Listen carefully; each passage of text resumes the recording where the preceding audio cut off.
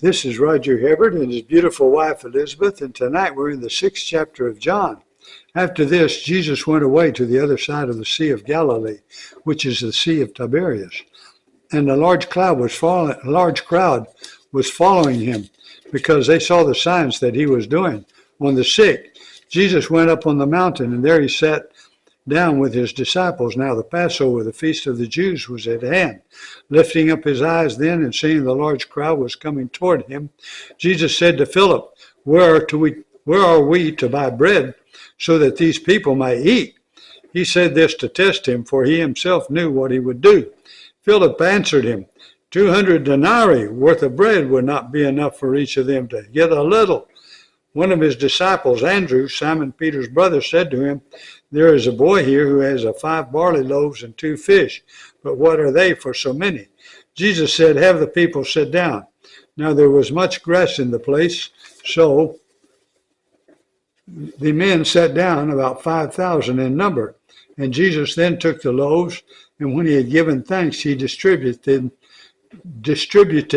them to those who were seated. So also the fish, as much as they wanted. And when they had eaten their fill, he told his disciples, Gather up the leftover fragments, that nothing may be lost. So they gathered them up and filled 12 baskets with fragments from the 5 barley loaves and left by those who had eaten. When the people saw the sign that he had done, they said, This is indeed the prophet who has come into the world.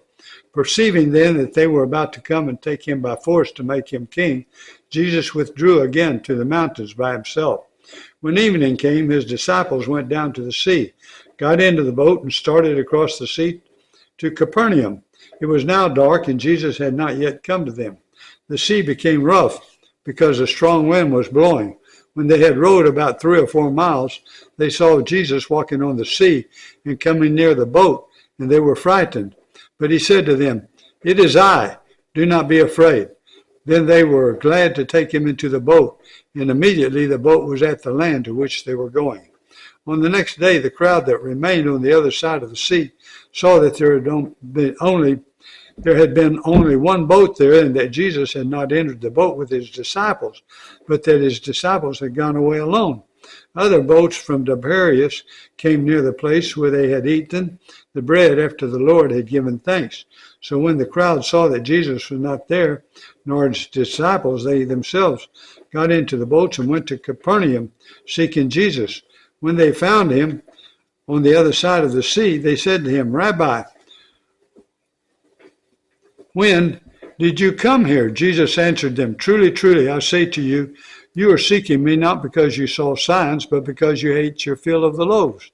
Do not work for the food that perishes, but for the food that endures to eternal life, which the Son of Man will give to you. For on him God the Father has set his seal. Then they said to him, What must we do to be doing the works of God?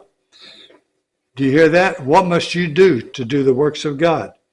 Jesus answered them, This is the work of God, that you believe in him who has sent. So they said to him, Now isn't that wonderful? That's what you need to do the works of God. Then they said to him, Then what sign? Isn't it crazy? He had just fed them 5,000. Wow.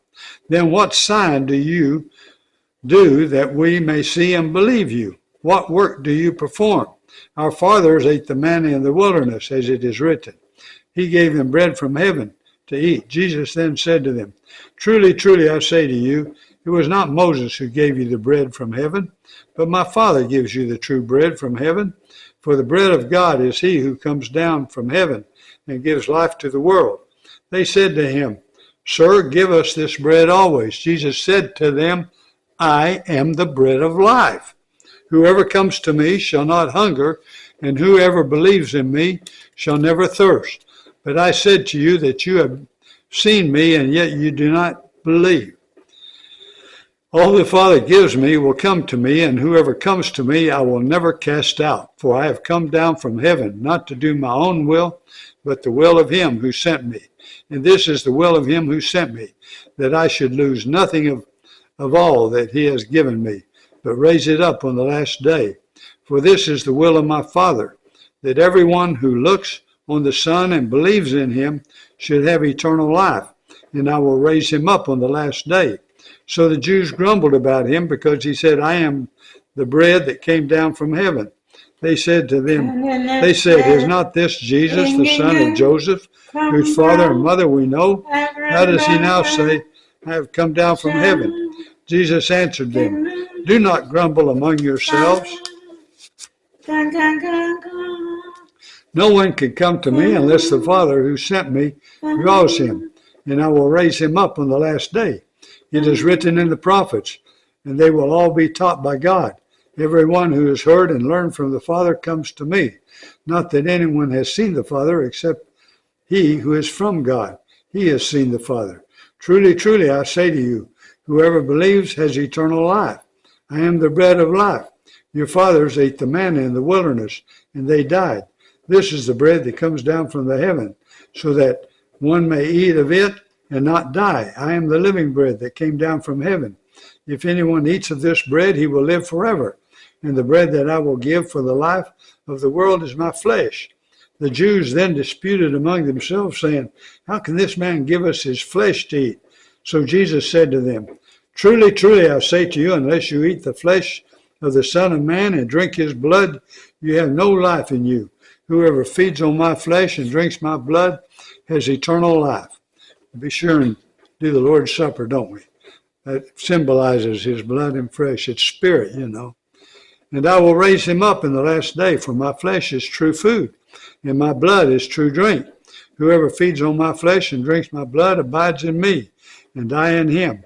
As the living Father sent me, and I live because of the Father, so whoever feeds on me, he also will live because of me. This is the bread that came down from heaven, not like the bread the fathers ate and died. Whoever feeds on this bread will live forever. Jesus said these things in the synagogue as he taught at Capernaum. When many of his disciples heard it, they said, this is a hard saying. Who can listen to it? But Jesus, knowing in himself that his disciples were grumbling about this, said to them, do you take offense at this? Then what if you were to see the Son of Man ascending to where he was before? It is the Spirit who gives life. The flesh is no help at all. The words that I have spoken to you are spirit and life. See, I told you it's spirit and life. But there are some of you who do not believe. For Jesus knew from the beginning who those were who did not believe, and who it was who would betray him. And he said, this is why I told you, that no one can come to me unless it is granted him by the Father. After this, many of his disciples turned back and no longer walked with him. So Jesus said to the 12, do you want to go away as well? Simon Peter answered him, Lord, to whom shall we go? You have the words of eternal life, and we have believed and we have come to know that you are the Holy One of God. Jesus answered them, did I not choose you, the 12? And yet one of you is a devil. He spoke of Judas, the son of Simon Iscariot, for he, one of the 12, was going to betray him. All right. And now we go to one of the sweetest books in the whole Bible that I just love. And I think you will too. It's Philemon.